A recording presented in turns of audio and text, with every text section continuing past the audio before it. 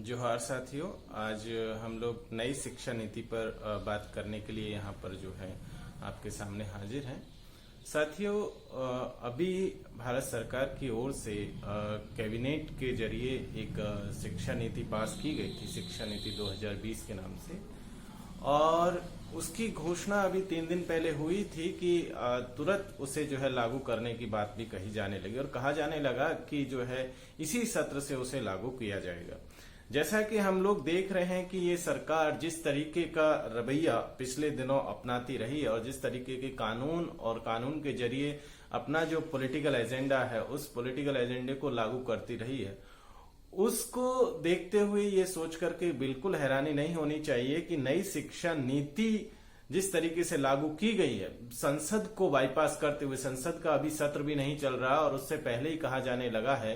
कि भाई उसके कुछ हिस्से तो जो है इसी सत्र से जो है लागू कर दिए जाएंगे। ऐसे में उस पूरी की पूरी जो ये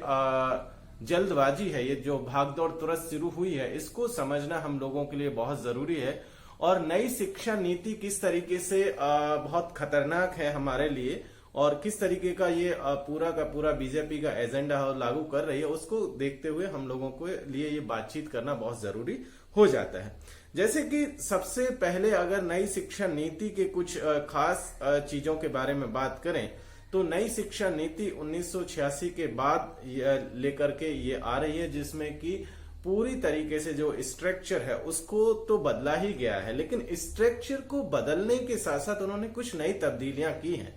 वो अभी तक जो स्ट्रक्चर अभी उसका जो गवर्नेंस जो स्कूल और कॉलेजेस या यूनिवर्सिटी के पास होता था उसको हटा करके अब इन्होंने टोटली पूरा का पूरा स्कूलों को या विश्वविद्यालयों को या कॉलेजों को, इन तमाम संस्थानों को जो है अब ब्यूरोक्रेसी के हवाले करने की कोशिश यहां से शुरू हो चुकी है। दूसरी चीज इस नई शिक्षा नीति में जो देखने को मिली है वो ये है कि इसका जो करिकुलम डिसाइड करने की बात आ रही है, करिकुलम जिस तरीके से तय करने की बात आ रही है, वो करिकुलम एक तरीके से ये समझिए कि जिस पार्टी की सरकार जो है सेंट्रल में होगी, केंद्र में मौजूद होगी, वही अपनी पार्टी की जो पॉलिसीज है, जो अपनी पार्टी का जो एजेंडा है, वो उसको इस तरह की नीतियों के माध्यम से वो आगे बढ़ाने की कोशिश करेगा। और बीजेपी ने वही किया है कि तमाम तरीके की जो पावर है, तमाम तरीके का जो करिकुलम है, जो सेंट्रलाइज डिसाइड करने की बात कही है कि भाई एक राष्ट्रीय स्तर पर जो है करिकुलम डिसाइड किया जाएगा। ऐसे में जो सरकार पावर में है, फिलहाल बीजेपी हर आने वाले दिनों में जो भी पार्टी की गवर्नमेंट होगी वो अपना पॉलिटिकल एजेंडा जो है लागू करने जा रही है और इसका इस्तेमाल, हमारे पूरे के पूरे शिक्षण संस्थानों का इस्तेमाल एज ए पॉलिटिकल टूल करने जा रही है। ऐसे में जो डेमोक्रेटिक माहौल पिछली शिक्षा नीतियों के माध्यम से दिया जाने की कोशिश की जा रही थी या उसको और ज्यादा डेमोक्रेटिक किए जाने की बात थी, उसकी जगह अब इसको पॉलिटिकल टूल के बतौर इस्तेमाल करने की शुरुआत यहां से हो चुकी है। दूसरी, जिस तरीके से हम लोग देख रहे हैं कि नई शिक्षा नीति को सिर्फ कैबिनेट से पास होते हुए ही ये कह दिया गया कि अब ये लागू हो चुकी है, अभी तक न तो इस पर संसद के भीतर किसी तरह की कोई चर्चा हुई है, न इस पर वोटिंग हुई है, न ही प्रेसिडेंट की तरफ से इस पर साइन हुए हैं, और नोटिफिकेशन भी अभी तक नहीं जारी किया गया। कैबिनेट के अप्रूवल के साथ ही इसको लागू करने की घोषणा करना, ये समझिए कि हमारे संसद के जो अधिकार हैं उन अधिकारों को भी कुचलने की कोशिश ये की जा रही है और हमारा जो डेमोक्रेटिक माहौल है, डेमोक्रेटिक जो पूरा का पूरा स्ट्रक्चर है, उसको बाईपास करते हुए सारी की सारी पावर आने वाले दिनों में आपको आश्चर्य नहीं होना चाहिए कि अगर सारे के सारे डिसीजन कैबिनेट की तरफ से लिए जाने लगे तो। और अगर ये परंपरा जो अभी शुरू हुई है नई शिक्षा नीति के माध्यम से, अगर ये इसी तरीके से चलती रही तो आने वाले दिनों में आपकी संसद भी अप्रासंगिक होती चली जाएगी। तो इसलिए भी इस नई शिक्षा नीति के माध्यम से ये जो नई परंपरा ये लोग डाल रहे हैं, इसका भी विरोध किया जाना बहुत जरूरी हो चुका है। दूसरी चीज कि शिक्षा जो है, हमारा एजुकेशन जो है वो कॉन्करेंट लिस्ट में है, समवर्ती सूची में आता है, जिसका मतलब होता है कि ऐसे सब्जेक्ट्स जो समवर्ती सूची में शामिल है, कंकरेंट लिस्ट में शामिल है, उनको लागू करने से पहले, उनके ऊपर पॉलिसी बनाने से पहले राज्यों की सहमति लेना, राज्यों से सलाह मशविरा करना एकदम आवश्यक होता है। लेकिन यहां पर ऐसा बिल्कुल भी नहीं है। पार्लियामेंट को भी बाईपास किया गया, उसके साथ साथ राज्यों की जो सरकारें हैं उनको भी बाईपास कर दिया गया और उसकी जगह सेंट्रल गवर्नमेंट जो है अपना एजेंडा थोप करके जो है हमारे संघीय ढांचे के ऊपर भी जो है हमला कर रही है। जो यूनियन ऑफ स्टेट्स की बात जो कॉन्स्टिट्यूशन कहता है, उस यूनियन ऑफ स्टेट्स के ऊपर भी ये हमारा नई शिक्षा नीति को लागू करने का एजेंडा जो है उसके ऊपर भी हमला किया जा रहा है। नेक्स्ट चीज इसमें जो देखने को मिली है वो है कि ये जो नई शिक्षा नीति है ये ब्यूरोक्रेसी के जरिए तो पूरे के पूरे शिक्षण संस्थानों को कंट्रोल करने की बात करती ही करती है, लेकिन उसके साथ साथ ये पॉलिटिकल दखलंदाजी भी जो है उसकी भी अनुमति देती है। क्योंकि जिस तरीके का स्ट्रक्चर टॉप लेयर में बनाया गया है, हायर एजुकेशन की बात करें तो जिस तरीके का राष्ट्रीय शिक्षा आयोग बनेगा, उस राष्ट्रीय शिक्षा आयोग के जो चेयरमैन है वो एचआरडी मिनिस्टर होंगे। उसके बाकी मेंबर्स में हम लोग बात करें तो देखने को मिलता है कि हेल्थ मिनिस्ट्री या आपका जो है child and development women development ministry की तरफ से भी जो है रोटेशन बेसिस पर कुछ कुछ मिनिस्टर्स को उसमें शामिल किया जाएगा। उसके साथ साथ राज्य सरकारों की तरफ से भी लोगों को जो है उसमें शामिल किया जाएगा, प्लानिंग कमीशन के लोगों को शामिल किया जाएगा। तो इस तरीके का ये जो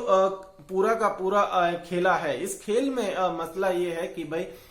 पॉलिटिकली दखलंदाजी जो है आगे आने वाले दिनों में हम लोगों को देखने को मिलेगी, जिसकी वजह से एक चीज जिसका नुकसान हमें उठाना पड़ेगा वो ये है कि क्रिटिकल थिंकिंग का जो अप्रोच था अभी तक पिछली शिक्षा नीतियों के माध्यम से, वो क्रिटिकल थिंकिंग खत्म होगी और उसकी जगह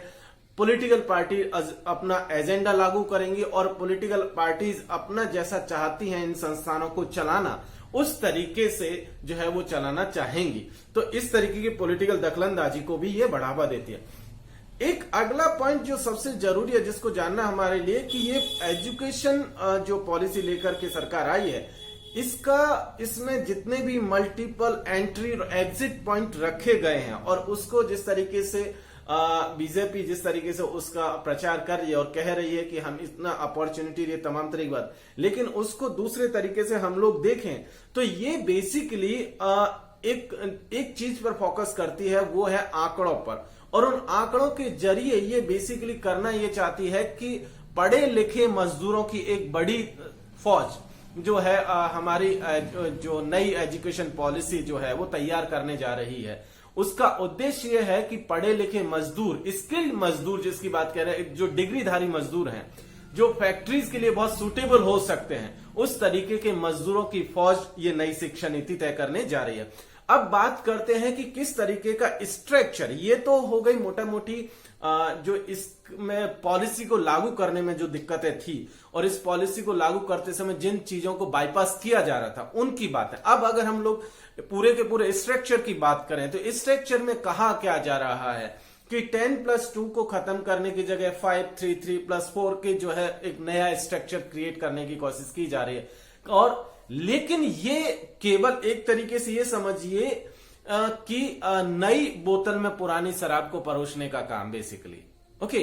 नया कुछ नहीं है इसमें, नए के नाम पर सिर्फ जो है स्ट्रक्चर बदला गया, लेकिन इस स्ट्रक्चर के जरिए खेल ये किया गया है कि स्कूलों को या जो है और ज्यादा जो है उनके ऊपर कंट्रोल एस्टेब्लिश करने की कोशिश की गई है। बहुत ज्यादा कंट्रोल उनको जो है ब्यूरोक्रेसी के माध्यम से या इस तरीके के कंट्रोल के माध्यम से उनको जो है इस तरीके की जिम्मेदारी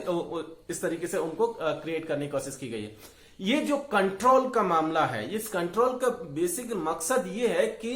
सरकार जैसा चाहती है उस तरीके में किसी तरीके की कोई खामी ना रह जाए, उस एजेंडे को लागू करने में, उनका अपना जो एजेंडा उसको लागू करने में कोई खामी ना रह जाए, इसलिए इस तरीके की जो है स्ट्रक्चर की बात कही जा रही है। दूसरी चीज, एक वो लगातार कह रहे हैं कि हम इस एजुकेशन में जो है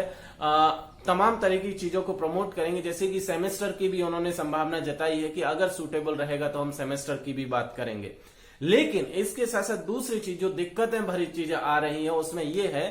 कि न तो नए जो है रिक्रूटमेंट्स की बात कर रही है, नए रिक्रूटमेंट्स के साथ साथ नहीं जो है आपका जो डिप्राइव्ड सेक्शन है उसको किस तरीके से पार्टिसिपेट किया जा सके, किस तरीके से ड्रॉप आउट्स जो जिस तरीके से बढ़ रहा उसको किस तरीके से घटाए, उसकी तरफ इसका फोकस नहीं है। उसका फोकस है कि आप किस क्लास में एंट्री कर रहे हैं और किस क्लास से एग्जिट हो रहे हैं, उन नंबर्स को जो है टैली करना है। ओके, क्योंकि पहले हो ये रहा था कि फर्स्ट में एंट्री के बाद 10 में जो है ड्रॉप आउट रेट चेक किया जाता था। ओके, वहां पर आकर के आपको पता चलता था कि पूरा एक कितनी कंटिन्यूटी है, कितनी जो है उसमें ब्रेक आ चुके हैं। लेकिन यहां इसमें दूसरा खेला करने की कोशिश की जा रही है। आपकी एंट्री को भी भुनाया जाएगा और आपके एग्जिट को भी भुनाया जाएगा कि आप कितने स्किल करके जो है बाहर निकल चुके हैं, और उस तरीके के मामले में जो है देखने को मिल रहा है। इसके साथ साथ कुछ नई चीजें भी हम लोगों को देखने को मिल रही है, और वो जो है आपकी कि जिस तरीके का करिकुलम पर फोकस किया जा रहा है स्कूलों के लेवल पर, वो करिकुलम बेसिकली किस तरीके का है, वो करिकुलम आपका मैक्सिमम फोकस जो कर रहा है वो आपकी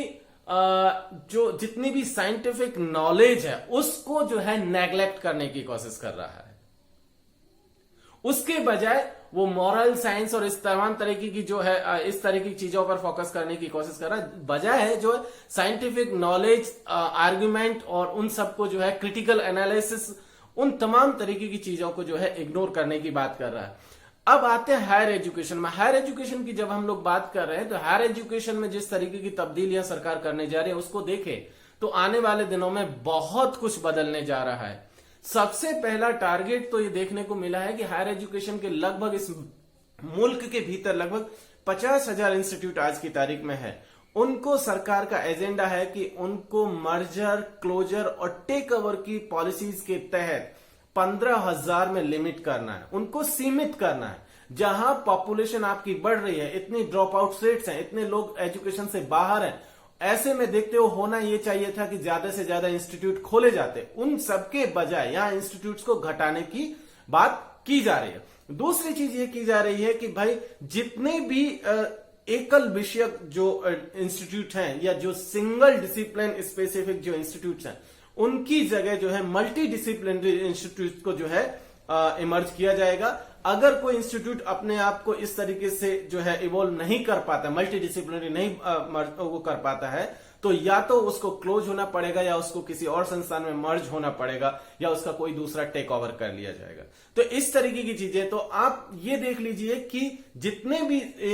डिसिप्लिन स्पेसिफिक इंस्टीट्यूट्स हैं वो सबके साथ किस तरीके का ट्रीटमेंट होने जा रहा है। नेक्स्ट चीज इसमें देखने को मिला है कि जो 4 ईयर अंडर ग्रेजुएट प्रोग्राम को लगभग 5 से 6 साल पहले दिल्ली यूनिवर्सिटी में उसको लागू किया गया था और उसको जो है कैंसिल करना पड़ा बीजेपी की सरकार आने के साथ ही, क्योंकि वो कांग्रेस की सरकार लेकर के आई थी। लेकिन अब फिर से जो है 4 ईयर अंडर ग्रेजुएट प्रोग्राम को जो है बीजेपी की सरकार लेकर के आ रही है, और उसमें भी वही multiple entry multiple exit point बना दिए गए हैं कि भाई आप फर्स्ट ईयर में जो है डिप्लोमा करके निकलेंगे, सर्टिफिकेट करके निकलेंगे, सेकंड ईयर में आप डिप्लोमा के साथ निकलेंगे, थर्ड ईयर आप करके निकलते हैं तो ग्रेजुएशन की डिग्री दी जाएगी, बीए की डिग्री दी जाएगी, और अगर चौथा साल आप अगर कंप्लीट करके निकलते हैं तो आपको ग्रेजुएशन विद रिसर्च की जो है डिग्री दी जाएगी। और आपके बाद इसी तरीके से एमए का जो है मामला उन्होंने कर दिया है कि 2 साल और 1 साल इस तरीके की एमए उन्होंने की है कि अगर आप 3 साल की बीए करके आए हैं तो 2 साल की एमए करेंगे, अगर आप 4 साल की बीए करके आए हैं तो आपको 1 साल की एमए करनी होगी। एमफिल को इन्होंने एलिमिनेट कर दिया है, और एमफिल को एलिमिनेट करने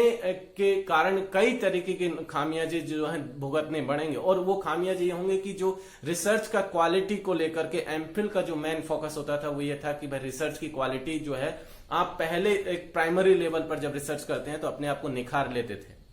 लेकिन अब उसको हटा करके सीधा जो है आपको पीएचडी में एंट्री से ये है क्वालिटी के साथ भी कॉम्प्रोमाइज होगा। दूसरी चीज जो है संगठन के ढांचे पर जो देखने को मिली है कि ऑटोनॉमी की बात की जा रही है, और ऑटोनॉमी का जो मतलब है, ये ऑटोनॉमी जो है दरअसल फाइनेंशियल ऑटोनॉमी है कि जितने भी पब्लिक फंडेड इंस्टीट्यूशंस हैं वो अपना फाइनेंस खुद से जनरेट करें,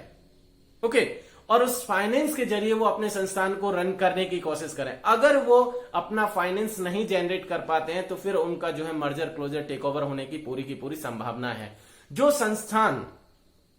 अपने आप में फाइनेंशियली इतने कैपेबल हैं वो जो है अपने, और उनका अगर किसी संस्थान से एफिलिएशन है तो वो अपने आप को ऑटोनॉमस बना सकते हैं, वो अपना एफिलिएशन जो है खत्म करके सेपरेट इंस्टीट्यूट के बतौर इमर्ज कर सकते हैं। लेकिन इन सब के दरमियान और भी कई तरीके की दिक्कतें हैं। जिस तरीके का ऑटोनॉमस इंस्टीट्यूट्स की बात की जा रही है, उसमें जिस तरीके का गवर्नेंस होगा, उस गवर्नेंस के लिए एक बीओजी, बोर्ड ऑफ गवर्नर्स की जो है क्रिएट किया जा रहा है। उस बोर्ड ऑफ गवर्नर्स के जो मेंबर्स होंगे वो उसमें मैक्सिमम लोग जो है ब्यूरोक्रेसी के लोग होंगे, या जिसको संस्थान के हेड चाहते हैं वो लोग होंगे, या जिसमें सरकार के प्रतिनिधि से लेकर के तमाम लोग शामिल होंगे। जाहिर सी बात है कि ऐसे में आपके कॉलेज और आपकी यूनिवर्सिटी के ऊपर बाहरी जो प्रेशर है वो बहुत ज्यादा होगा, और तमाम तरीके की अपॉइंटमेंट से लेकर के प्रमोशन से लेकर के तमाम तरीके की जो भी अभी तक आपका फैसिलिटीज थी और जो भी प्रोसेस थी, उसकी जगह अब ये बीओजी सारा कुछ तय करेगा। संभावना यहां तक है कि अगर एक पोस्ट पर जो है, एक कैटेगरी में, एक ही तरह की डेजिग्नेशन पर अगर एक से ज्यादा लोग जो है एलिजिबल होकर के और अगर अपॉइंट होते हैं, तो जरूरी नहीं कि उनकी सैलरी सबकी एक हो, उसमें बहुत ज्यादा डिफरेंशिएशन हो सकता है।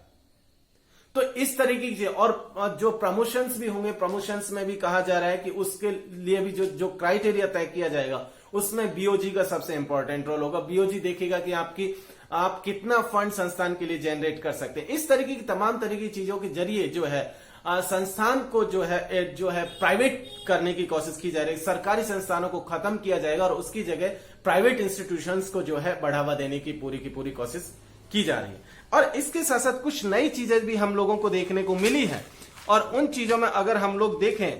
तो एक नया कॉन्सेप्ट बीओजी के साथ साथ जिन संस्थानों के पास फंड जनरेट नहीं कर पाएगा, उनको जो है हायर एजुकेशन फंडिंग एजेंसी हेफा के जरिए जो है लोन दिया जाएगा। वो लोन एक तरीके से ये समझिए कि कर्ज की फॉर्म में होगा, उस पर ब्याज से लेकर के तमाम तरीके की चीजें इंस्टीट्यूट को देनी पड़ेगी। और अगर वो लोन नहीं चुका पाता है तो ऐसे में तमाम तरीके का आपका संस्थान का जो है टेक ओवर से लेकर तमाम तरह की चीजें की संभावना आपकी रहेंगी। और लोन चुकाने के लिए जो सबसे ज्यादा जो मेन चीज पर फोकस होगा वो ये होगा, ऐसे में संस्थान अपना खुद का फंड जनरेट करने के लिए फी हाइक करेगा। जो टीचर्स की जो रिक्वायरमेंट है, उस रिक्वायरमेंट से कम टीचर्स अपॉइंट करेगा, उनका वेज कम होगा। जाहिर सी बात है कि एक नया सिस्टम जिसमें जो है एक्सप्लॉइटेशन का नया सिस्टम जो है जनरेट होगा, वो तैयार होगा, और मैक्सिमम एक्सप्लॉइटेशन इन बीओजीज के माध्यम से या नए फॉर्म की जो गवर्नेंस है उसके माध्यम से किया जाने लगेगा। और जिस तरीके का करिकुलम और जिस तरीके के डिसिप्लिन इन इंस्टीट्यूट्स में पढ़ाए जाएंगे, उनमें बेसिकली मकसद ये होगा कि जिनकी मार्केट के भीतर डिमांड्स हैं, उन्हीं सब्जेक्ट्स को प्रमोट किया जाएगा। जिनके लिए फैक्ट्री में सस्ता मजदूर तैयार हो सकता है, उन्हीं सब्जेक्ट्स को पढ़ाया जाएगा, उन्हीं डिसिप्लिन्स को पढ़ाया जाएगा। जिनकी की फैक्ट्री के भीतर कोई डिमांड नहीं है, ऐसे तमाम सब्जेक्ट्स, ऐसे तमाम डिसिप्लिन्स को जो है उनके ऊपर उनको बंद करने का खतरा हमेशा बना रहेगा। ऐसे में आप देख लीजिए जो हमारे ट्रेडिशनल सब्जेक्ट्स हैं उनके साथ क्या होने वाला, उसके जो स्टूडेंट्स आ रहे हैं, पढ़ रहे हैं, या जो अभी जॉब की तलाश में, उनके साथ क्या होगा। क्योंकि जिस तरीके से नंबर्स घटाए जा रहे हैं, उस हिसाब से जो आपकी एग्जिस्टिंग वर्कफोर्स है, उसी वर्कफोर्स को एडजस्ट करना ही अपने आप में बहुत मुश्किल है। ऐसे में जो है नई जॉब का क्रिएट होना ही जो है बंद हो जाएगा, अगर ये पूरा का पूरा फॉर्म जारी रहता है तो। ऐसे में ये नई पॉलिसी जो है हम लोगों को देखने को मिलेगी कि ये पॉलिसी आपका सरकार का जो दखलंदाजी है यूनिवर्सिटीज के भीतर, आपकी कॉलेजेस के भीतर, उन दखलंदाजियों को बढ़ाने की कोशिश करेगी।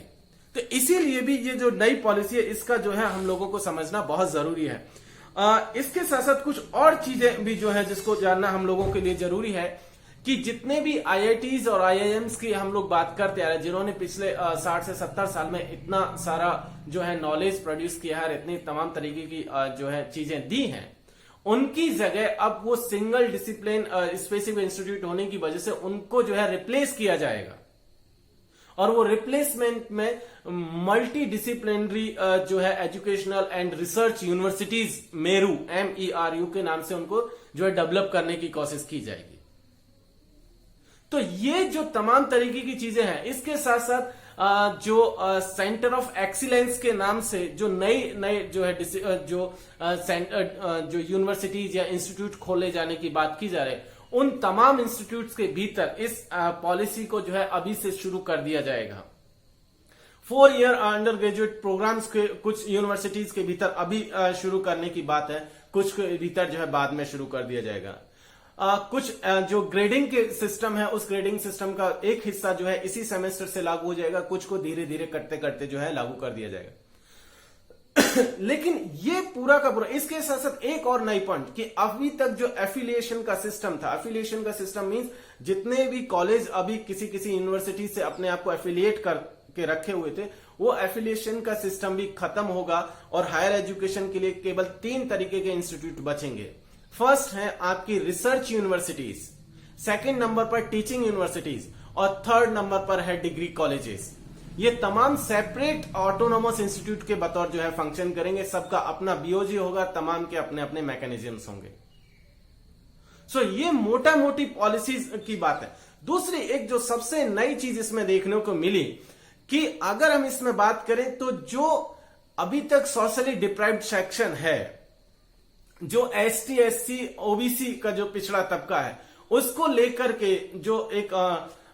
सोशल जस्टिस की बात अभी तक की जाती थी तमाम पॉलिसीज में, लेकिन यहां पर ये पॉलिसीज एकदम से साइलेंट है। रिजर्वेशन के मसले पर पॉलिसी में कहीं एक लाइन तक का जिक्र नहीं, एक शब्द तक का जिक्र नहीं है कि इन डिप्राइव्ड सेक्शंस के जो लोग हैं उनको किस तरीके से आगे लाया जाएगा। ऐसे में हम लोगों के लिए यह समझना बहुत जरूरी है कि सरकार इस न्यू एजुकेशन पॉलिसी के माध्यम से भी जो है रिजर्वेशन को भी खत्म करने जा रही है। एसटी एससी के लेवल पर अगर हम लोग बात करें तो उच्च शिक्षण संस्थानों में रिजर्वेशन 1997 में लागू हुआ था, विश्वविद्यालय और कॉलेजेस में। भले पॉलिटिकल लेवल पर 1952 में लागू हो चुका था, लेकिन यूनिवर्सिटी और कॉलेज के लेवल पर 1997 में लागू हुआ था एसटी एससी का रिजर्वेशन, और ओबीसी का 2006 से लेकर के 2009 के दरमियान। तो आप देख लीजिए कि बहुत छोटा तबका जो अभी तक यूनिवर्सिटी में पहुंचा है, आपको जो है कुछ गिनती के लोग आपको जो है एसटी एससी और ओबीसी के जो है यूनिवर्सिटी सिस्टम में देखने को मिलते हैं। आपका 95-96% जो लोग हैं यूनिवर्सिटी के भीतर, वो चाहे असिस्टेंट जो एसोसिएट के लेवल पर हो, चाहे प्रोफेसर के लेवल पर हो, मूल जो है पूर्णतः जो है आपके सवर्ण ग्रुप से बिलोंग करते हैं। एसटी एससी की हिस्सेदारी अगर आप देखेंगे तो आपका 3% से नीचे आती है प्रोफेसर और एसोसिएट प्रोफेसर के लेवल पर, 3 से 4% के लेवल पर। असिस्टेंट के लेवल पर थोड़ा सा हिस्सेदारी ज्यादा है, लेकिन बाकी कहीं नहीं है। ऐसे में रिजर्वेशन के मसले पर इस पॉलिसी का साइलेंट होने का मतलब है कि जो तबका 1990 के बाद थोड़ा सा जो है पॉलिटिकली और जो है एजुकेशनली कॉन्शियसनेस होकर के जो है चेतनाग्रत होकर के जो है आपका पढ़ना शुरू किया था, विश्वविद्यालयों की दहलीज तक पहुंचा था और वो इनमें पढ़ाना चाहता था, अब उनके लिए फिर से ये पॉलिसी जो है दरवाजे बंद कर रही है। ऐसे में ये पॉलिसी जो है एसटी एससी ओबीसी के तबके के लिए अगर बात करें तो उनको जो है विश्वविद्यालयों से बाहर का रास्ता दिखाएगी, क्योंकि पूरी की पूरी एजुकेशन का निजीकरण भी होगा, प्राइवेट इंस्टीट्यूशंस को डेवलप किया जाएगा और पब्लिक फंडेड एजुकेशन जो थी, जो गवर्नमेंट सपोर्टेड जो एजुकेशन थी, उसको खत्म किया जाएगा। लिहाजा निजीकरण की भी इस दौड़ में जो एसटी एससी का जो तबका है वो बहुत पीछे छूट जाएगा। तो ऐसे में मनुस्मृति की जिसकी बात हम लोग करते रहे, वही जो है लागू होने की जो है परंपरा यहां से इस नई शिक्षा नीति के माध्यम से शुरू हो चुकी है, और इसीलिए इस नीति का विरोध करना बहुत जरूरी है। इसको आप भी पढ़िए और समझिए, देखिए कि इसमें आपके लिए क्या है। बहुत बहुत शुक्रिया। इंकलाब जिंदाबाद।